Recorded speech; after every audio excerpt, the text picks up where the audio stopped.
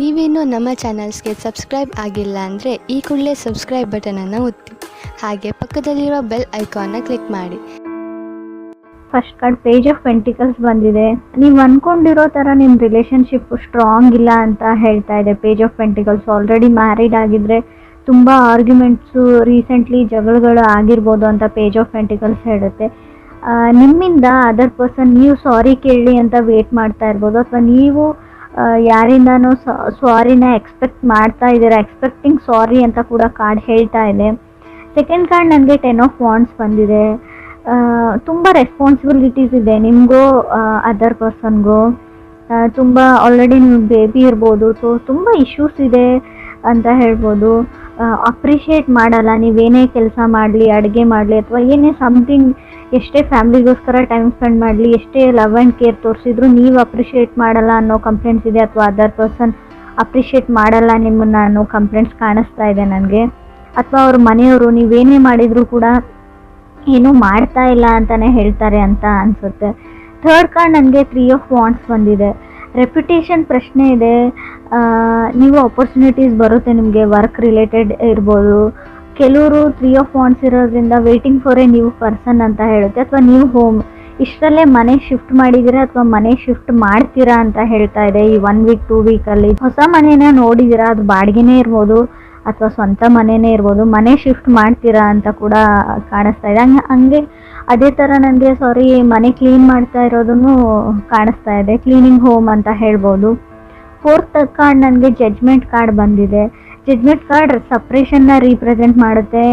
ಆದಷ್ಟು ನೀವು ಸುಮ್ಮನಿರಿ, ಪೇಷನ್ಸ್ ಇರಲಿ. ಯಾವುದೇ ಆರ್ಗ್ಯುಮೆಂಟು ನೀವೇನೇ ಮಾತಾಡಿದರೂ ಕೂಡ ನಿಮ್ಮ ಸಂಬಂಧ ಸಪ್ರೇಟ್ ಆಗುವಂಥ ಚಾನ್ಸಸ್ ಇದೆ. ಸೊ ಡಿವೋರ್ಸ್ವರೆಗೂ ಹೋಗುತ್ತೆ ಅದು. ಸೊ ಇದನ್ನು ನೀವು ವಾರ್ನಿಂಗ್ ಅಂತನಾದರೂ ಅಂದ್ಕೊಳ್ಳಿ. ಏನು ಅಂದರೆ ನಿಮಗೆ ಆ ವ್ಯಕ್ತಿ ಮೇಲೆ, ಆ ವ್ಯಕ್ತಿ ಜೊತೆನೇ ಇರಬೇಕು, ಆ ವ್ಯಕ್ತಿ ಮೇಲೆ ನಿಮ್ಗೆ ಲವ್ ಇದ್ದರೆ ಖಂಡಿತವಾಗ್ಲೂ ನೀವು ಸುಮ್ಮನೆ ಇರೋದು ಒಳ್ಳೆಯದು ಜಡ್ಜ್ಮೆಂಟ್ ಇರೋದ್ರಿಂದ. ಕೆಲವರು ಇನಫ್ ಈಸ್ ಇನಫ್ ಅನ್ಬೋದು, ಇಲ್ಲಿವರೆಗೂ ಏನಾಗಿದೆ ಅಷ್ಟೇ ಸಾಕು, ಯಾವುದೇ ಚಾಯ್ಸ್ ಇಲ್ಲ ಇವಾಗ ನಾನು, ಸೊ ನನ್ನ ದಾರಿನ ನಾನು ನೋಡ್ಕೋತೀನಿ ಅಂತ ಡಿಸಿಷನ್ ತೊಗೊಳ್ಬೋದು ನೀವು ಅಥವಾ ಅದರ್ ಪರ್ಸನ್ನು. ಒಂದು ಚಿಕ್ಕ ಆರ್ಗ್ಯುಮೆಂಟು ನಿಮ್ಮ ಸಪ್ರೇಷನ್ವರೆಗೂ ಹೋಗುತ್ತೆ ಅಂತ ಜಡ್ಜ್ಮೆಂಟ್ ಕಾರ್ಡ್ ಹೇಳ್ತಾ ಇದೆ. ಫೈಲಿಂಗ್ ಡಿವೋರ್ಸ್ ಅಂತ ಹೇಳ್ಬೋದು ನಾನು. ಸೊ ಆಲ್ರೆಡಿ ಡಿವೋರ್ಸ್ಗೆ ಫೈಲ್ ಮಾಡಿರೋರಿಗೆ ಒಂದು ಫೈನಲ್ ಜಡ್ಜ್ಮೆಂಟ್ ಕೂಡ ಸಿಗುತ್ತೆ ಇಷ್ಟರಲ್ಲೇ. ಫಿಫ್ತ್ ಕಾರ್ಡ್ ನನಗೆ 7 ಆಫ್ ಪೆಂಟಿಕಲ್ಸ್ ಬಂದಿದೆ. ಸೊ ತುಂಬ ವೇಟ್ ಮಾಡಿದ್ದೀರಾ, ತುಂಬ ಲಾಂಗ್ ಇನ್ನೋಫ್ವರೆಗೂ ಅಂತ ಹೇಳುತ್ತೆ. ಇವಾಗ ಡಿಲೇ ಮಾಡೋಕ್ಕಾಗಲ್ಲ ಅಂತ ಹೇಳ್ಬೋದು. ಯಾವುದೇ ಕೆಲಸ ಇರ್ಬೋದು, ಮೇ ಬಿ ಸಪ್ರೇಷನ್ ಬಗ್ಗೆನೇ ಇರ್ಬೋದು, ಅಥವಾ ಅವ್ರ ಜೊತೆ ಹೊಂದ್ಕೊಂಡು ಇಲ್ಲಿವರೆಗೂ ಇದ್ರಿ, ಇನ್ನು ಮುಂದೆ ಆಗಲ್ಲ ಅಂತ ಡಿಸಿಷನ್ನ ತೊಗೊಳ್ತಾ ಇದ್ದೀರಾ ನೀವು ಅಥವಾ ನೀವು ಕನೆಕ್ಟ್ ಆಗಿರೋ ಪರ್ಸನ್ನು. ಸಿಕ್ಸ್ತ್ ಕಾರ್ಡ್ ನನಗೆ ಮೂನ್ ಕಾರ್ಡ್ ಬಂದಿದೆ. ತುಂಬ ಸೆನ್ಸಿಟಿವ್ ಎನರ್ಜಿನ ರೀಪ್ರೆಸೆಂಟ್ ಮಾಡುತ್ತೆ. ನೀವು ಸೆನ್ಸಿಟಿವ್ ಇದ್ದೀರಾ ಅಂತ ಹೇಳಲ್ಲ, ನೀವು ಇದ್ದೀರಾ. ಬಟ್ ಇವಾಗ ಏನು ಅಂದರೆ ನಿಮ್ಮ ಸುತ್ತ ಇರೋ ವ್ಯಕ್ತಿಗಳು ತುಂಬ ಸೆನ್ಸಿಟಿವ್ ಆಗ್ತಾರೆ. ಸೊ ನೀವೇನೇ ಹೇಳಿದರೂ ಅವ್ರಿಗೆ ಟ್ರಿಗರ್ ಆಗುತ್ತೆ. ನಿಮ್ಮ ಪಾರ್ಟ್ನರ್ಗೆ, ನಿಮ್ಮ ಪಾರ್ಟ್ನರ್ ಫ್ಯಾಮಿಲಿ ಮೆಂಬರ್ಸ್ಗೂ ಕೂಡ ನೀವೇನೇ ಮಾತಾಡಿದ್ರು ಅದನ್ನು ನೆಗೆಟಿವ್ ಆಗೇ ತೊಗೊಳ್ತಾರೆ. ಸೊ ಅವ್ರಿಗೆ ಒಂದು ಟ್ರಿಗರಿಂಗ್ ಥರ ಇರುತ್ತೆ ಅದು. ಸೊ ಆರ್ಗ್ಯುಮೆಂಟ್, ಜಗಳ ಅಲ್ಲಿಂದನೇ ಸ್ಟಾರ್ಟ್ ಆಗುತ್ತೆ ಅಂತ ಕಾರ್ಡ್ ಹೇಳ್ತಾ ಇದೆ. 7th ಕಾರ್ಡ್ ನನಗೆ ಹೈ ಪ್ರೀಸ್ಟಿಸ್ ಬಂದಿದೆ. 8th ಕಾರ್ಡ್ ನನಗೆ ಕ್ವೀನ್ ಆಫ್ ಪೆಂಟಿಕಲ್ಸ್ ಬಂದಿದೆ. ಸೊ ಎಮೋಷ್ನಲಿ ಎಕ್ಸಾಸ್ಟೆಡ್ ಅಂತ ಹೇಳುತ್ತೆ. ತುಂಬ ಹತ್ತಿದ್ದೀರಾ, ಕಣ್ಣಲ್ಲಿ ನೀರು ಹಾಕಿದ್ದೀರಾ ಅಂತ ಕೂಡ ಹೇಳುತ್ತೆ. ಸೊ ಯಾವಾಗಲೂ ಅವ್ರನ್ನೇ ಚೂಸ್ ಮಾಡ್ಕೊಳ್ತಾರೆ, ಅವ್ರ ಫ್ಯಾಮಿಲಿ ಮೆಂಬರ್ಸ್ನೇ ಚೂಸ್ ಮಾಡ್ಕೊಳ್ತಾರೆ. ಸೊ ನನ್ನನ್ನು ಯಾರು ಚೂಸ್ ಮಾಡ್ಕೊಳ್ಳಲ್ಲ ಅಂತ ಅನ್ನಿಸ್ತಾ ಇದೆ. ತಪ್ಪು ಅವ್ರದ್ದೇ ಇದ್ರೂ ಕೂಡ ಸೊ ನನ್ನ ಮೇಲೆ ಬ್ಲೇಮ್ ಮಾಡ್ತಾರೆ ಅನ್ನೋ ಕಂಪ್ಲೇಂಟ್ಸ್ ಕೂಡ ಕಾಣಿಸ್ತಾ ಇದೆ ನನಗೆ ಇಲ್ಲಿ ಕಾರ್ಡ್ಸಲ್ಲಿ. 9th ಕಾರ್ಡ್ ನನಗೆ ಲವರ್ಸ್ ಕಾರ್ಡ್ ಬಂದಿದೆ. ಸೊ ನಿಮ್ಗೇನು ಅನ್ನಿಸ್ತಾ ಇದೆ ಅಂದರೆ ಮರೆತು ಬಿಡಬೇಕು, ನಾನು ಯಾವಾಗಾದರೂ ಈ ವ್ಯಕ್ತಿನ ಪಟ್ಟಿದ್ದೆ ಅನ್ನೋದನ್ನು ಮರಿಬೇಕು ಅಂತ ಅನ್ನಿಸ್ತಾ ಇದೆ. ಸೊ ಎಷ್ಟು ಮೋಸ ಮಾಡಿದ್ದಾರೆ ಅಂದರೆ ಅವ್ರನ್ನ ಮರೆಯೋಕ್ಕೂ ಆಗ್ತಾ ಇಲ್ಲ ಅಂತ ಹೇಳ್ಬೋದು. ಮೇ ಬಿ ಈ ಮೋಸದ ಬಗ್ಗೆ ಕೆಲವ್ರಿಗೆ ಗೊತ್ತಿಲ್ಲದೆ ಇರ್ಬೋದು. ಖಂಡಿತವಾಗ್ಲೂ ಮೂನ್ ಕಾರ್ಡ್ ಬಂದಿರೋದ್ರಿಂದ ಸಮಥಿಂಗ್ ಏನೋ ಹೈಡ್ ಮಾಡ್ತಾ ಇದ್ದಾರೆ ನೀವು ಕನೆಕ್ಟ್ ಆಗಿರೋ ವ್ಯಕ್ತಿ ಅಂತ ಅನಿಸುತ್ತೆ. ಆದಷ್ಟು ಅವ್ರನ್ನ ಅಬ್ಸರ್ವ್ ಮಾಡಿ, ಸೊ ಪರಿಶೀಲನೆ ಮಾಡಿ.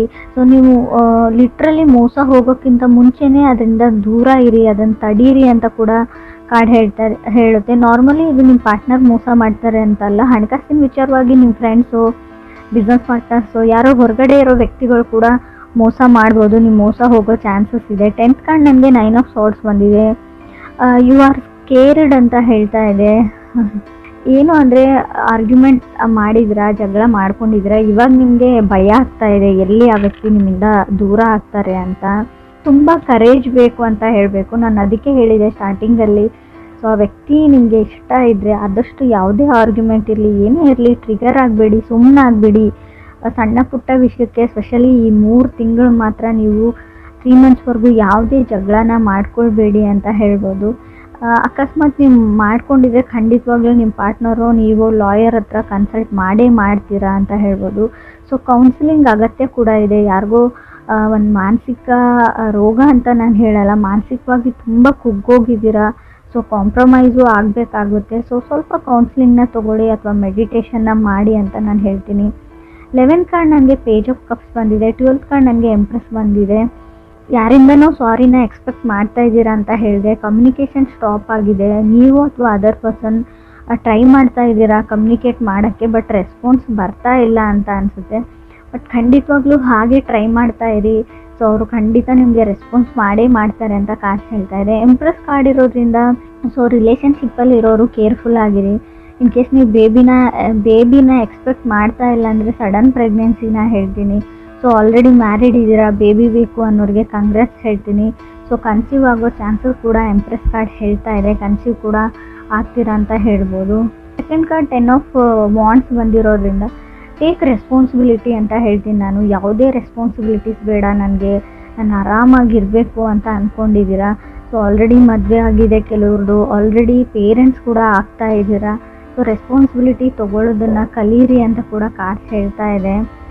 ಕೆಲವ್ರಿಗೆ ಸಿಂಗಲ್ ಇರೋರಿಗೆ ನಿಮಗೆ ಸ್ಟೆಬಲ್ ಆಗಿರೋ ವ್ಯಕ್ತಿ ಅಥವಾ ಪರ್ಸನ್ ಪ್ರಪೋಸಲ್ಸ್ ಬರುತ್ತೆ ಅಂತ ಕೂಡ ಕಾರ್ಡ್ ಹೇಳ್ತಾ ಇದೆ. ನಿಮಗೆ ಸಮ್ಮನ್ ಸ್ಟೆಬಲ್ ಆಗಿರೋ ವ್ಯಕ್ತಿ ಬೇಕು, ಕೆರಿಯರ್ ಓರಿಯೆಂಟೆಡ್ ಇರಬೇಕು, ಸ್ಟ್ರಾಂಗ್ ಇನಫ್ ಇರಬೇಕು ಅಂತ ಅನಿಸ್ತಾ ಇದೆ. ಸೊ ವರ್ಕ್ ಓರಿಯೆಂಟೆಡ್ ಇರೋವಂಥ ಪರ್ಸನ್ನೇ ನಿಮಗೆ ಸಿಗ್ತಾನೆ. ಸೊ ನೀವು ಇಷ್ಟು ವರ್ಷದಿಂದ ಪ್ರಪೋಸಲ್ಗೆ ವೇಟ್ ಮಾಡ್ತಾ ಇದ್ದೀರಾ, ರೈಟ್ ಪರ್ಸನ್ಗೋಸ್ಕರ ವೇಟ್ ಮಾಡ್ತಾ ಇದ್ದರೆ ಖಂಡಿತವಾಗ್ಲೂ ಆ ಥರ ವ್ಯಕ್ತಿ ಸಿಗ್ತಾರೆ. But 4th card judgment card ಇರೋದ್ರಿಂದ ನಾನು ಖಂಡಿತ ಬ್ರೇಕಪ್ ಮತ್ತು ಸಪ್ರೇಷನ್ನ ಮೆನ್ಷನ್ ಮಾಡಲೇಬೇಕು. ಆಲ್ರೆಡಿ ಆಗಿರ್ಬೋದು, ನೋ ಕಮ್ಯುನಿಕೇಷನ್ ಇರ್ಬೋದು. ಸೊ ಎಮೋಷ್ನಲಿ ಡ್ರೈನ್ಡ್ ಆಗಿದ್ದೀರಾ ಅಂತ ಕೂಡ ಕಾರ್ಡ್ ಹೇಳುತ್ತೆ. ಬಟ್ ಇಲ್ಲಿ ನನಗೆ ಕಮ್ಯುನಿಕೇಷನ್ ಸ್ಟಾರ್ಟ್ ಆಗುತ್ತೆ. ಖಂಡಿತವಾಗ್ಲೂ ನಿಮ್ಮ ಕೈಯಲ್ಲೇ ಇದೆ. ಒಂದು ಸಾರಿ ಕೇಳಿದರೆ ಏನೂ ಆಗೋದಿಲ್ಲ ಅಂತ ಕೂಡ ನಾನು ಹೇಳ್ತೀನಿ. ನೀವು ಸಾರಿ ಕೇಳಿರೋ ವಿಷಯನ ಬೇರೆಯವ್ರಿಗೆ ಅಥವಾ ನಿಮ್ಮ ಫ್ಯಾಮಿಲಿ ಮೆಂಬರ್ಸ್ಗೋ ಅವ್ರ ಫ್ಯಾಮಿಲಿ ಮೆಂಬರ್ಸ್ಗೋ ಹೇಳ್ದೇನೂ ಇರ್ಬೋದು. ನೀವೇ ಪ್ಯಾಚಪ್ ಆಗ್ಬೋದು ಇಬ್ಬರು ಸೇರಿಬಿಟ್ಟು ಅಂತ ಹೇಳುತ್ತೆ. ಯಾವುದೇ ಚಾಯ್ಸ್ ಇಲ್ಲ ಅಂತ ಹೇಳ್ತೀನಿ. ಸೊ ನಿಮಗೆ ಅವ್ರನ್ನ ಬಿಟ್ಟಿರೋಕ್ಕಂತೂ ಆಗಲ್ಲ ಅಂತ ಸೀರಿಯಸ್ಲಿ ಕಾರ್ಡ್ಸಲ್ಲಿ ಶೋ ಆಗ್ತಾ ಇದೆ. ಸೊ ಆ ಥರ ಇರುವಾಗ ನೀವು 3ನೇ ವ್ಯಕ್ತಿಗಳ ಮಾತನ್ನ ಕೇಳದೇ ಇರೋದು ಒಳ್ಳೆಯದು ಅಂತ ಹೇಳುತ್ತೆ. ಹೈ ಪ್ರಿಸ್ಟೆಸ್ ಕಾರ್ಡ್ ಬಂದಿದೆ. ತುಂಬ ಗೂಗಲ್ ಮಾಡ್ತೀರಾ, ಆಲ್ರೆಡಿ ಶಾಪಿಂಗ್ ಅಂತೂ ತುಂಬ ಮಾಡಿದರೆ, ಬಟ್ ಇಲ್ಲಿ ಆನ್ಲೈನ್ ಶಾಪಿಂಗ್ನ ತೋರಿಸ್ತಾ ಇದೆ. ಸೊ ಇದಾದಮೇಲೆ ಜಗಳ ಆಗಿರಬೇಕು ಅಂತ ಕೂಡ ಕಾರ್ಡ್ಸ್ ಹೇಳ್ತಾ ಇದೆ. ತುಂಬ ಶಾಪಿಂಗ್ ಮಾಡಿದ್ರಿ, ತುಂಬ ಚೆನ್ನಾಗಿರೋ ಟೈಮ್ನ ಸ್ಪೆಂಡ್ ಮಾಡಿದ್ರಿ, ಅದಾದಮೇಲೆ ಸೊ ಯಾವುದೇ ವಿಷಯಕ್ಕೆ ಆರ್ಗ್ಯುಮೆಂಟ್ ಅಥವಾ ಜಗಳ ಅಂತ ಸ್ಟಾರ್ಟ್ ಆಗಿತ್ತು. ಒಂದೇ ಸಿಲ್ಲಿ ವಿಚಾರಕ್ಕೆ ಇರ್ಬೋದು ಅದು. ಸೊ ಅದು ಸಪ್ರೇಷನ್ವರೆಗೂ ಹೋಗಿದೆ ಇವಾಗ ಅಂತ ಕೆಲವ್ರಿಗೆ ಹೇಳುತ್ತೆ.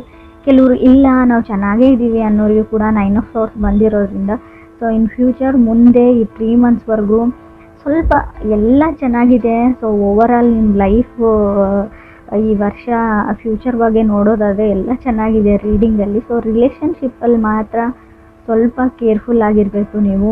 ಸ್ವಲ್ಪ ಸಪ್ರೇಷನ್ನು, ಡಿವೋರ್ಸು, ಬ್ರೇಕಪ್ಸು ಕಾಣಿಸ್ತಾ ಇರೋದ್ರಿಂದ ಸೊ ತಾಳ್ಮೆ ಮತ್ತು ಫರ್ಗಿವ್ನೆಸ್, ಕ್ಷಮೆ ಗುಣ ತುಂಬಾ ಇಂಪಾರ್ಟೆಂಟ್ ಆಗುತ್ತೆ ಅಂತ ಕೂಡ ಕಾರ್ಡ್ಸ್ ಹೇಳ್ತಾ ಇದೆ.